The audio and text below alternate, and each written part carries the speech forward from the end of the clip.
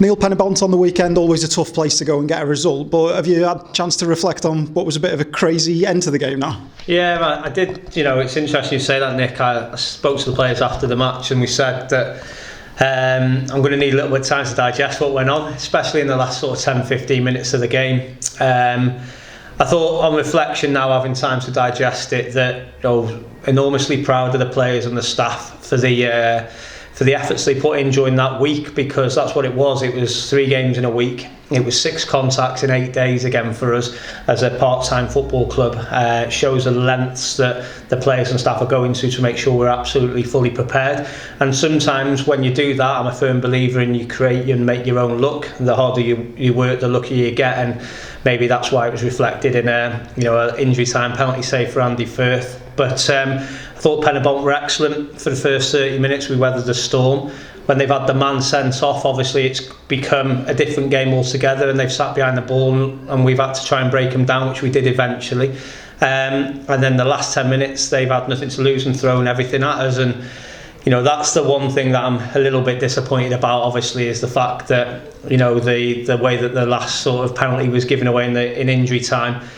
On reflection, didn't think it was a penalty at the time. Watched it back. I don't think it's a penalty now. Having watched it back, I think Anderson clearly gets a touch on the ball. And obviously within that, potentially a mistake from the referee. They're all human, they make mistakes, but it's compounded by a yellow card for John Disney. There's 2 balls on the pitch. Nathan Wood, who's taken the penalty, has got hold of the ball, about to place it on the spot. Penybont player points out that Nathan Wood's got the ball on the spot to John Disney, who kicks the other ball off the pitch, and the referee decides to book him for kicking the ball away, which is bizarre. He's within a yard of seeing the ball that's in the right position on the pitch, so that was bizarre. And then once you've the context and the emotion of that game with a minute to go, saving a penalty which we feel isn't a penalty, and then being booked, which we feel is not right to be booked for the first yellow, then Diz obviously celebrates a penalty save. The emotion of the game when you put so much into a week, for that to be compounded with a second yellow is really difficult. That he's going to miss obviously Friday night's game against Newtown now.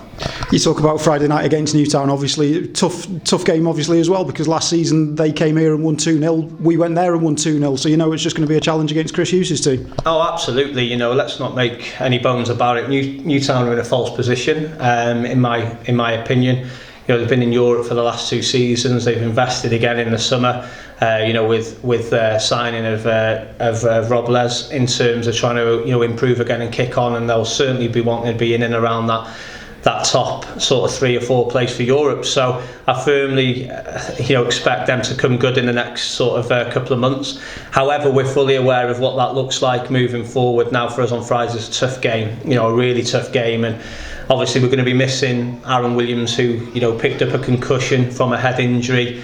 He had to go off after 12 minutes, and we were really disappointed. At the time, I was worried about the challenge that he got on him. Having watched it back and knowing Dan Jeffries as a player, obviously the benefit of the doubt is I don't think he meant it. I think it was just a clash of heads. But it does raise its concerns really, because we're in a we're a modern day now. We're aware of head injuries and the impact of that, and obviously we've got Mike Wild up front every week, who've been a little bit disappointed in the last few weeks about the amount of fouls that are given against him. But whereas people are coming through the back of him and he's not really getting protected, and I worry that we're going to get a serious head injury, in the next few weeks. And thankfully Aaron is recovered well, but he's going to be out for a few weeks while he goes through the concussion protocol. So we'll be light on numbers in a couple of areas, but we're hopeful that a good week's training will be right at it on Friday night, and we'll look to keep this fantastic winning run going that we're currently embarking on.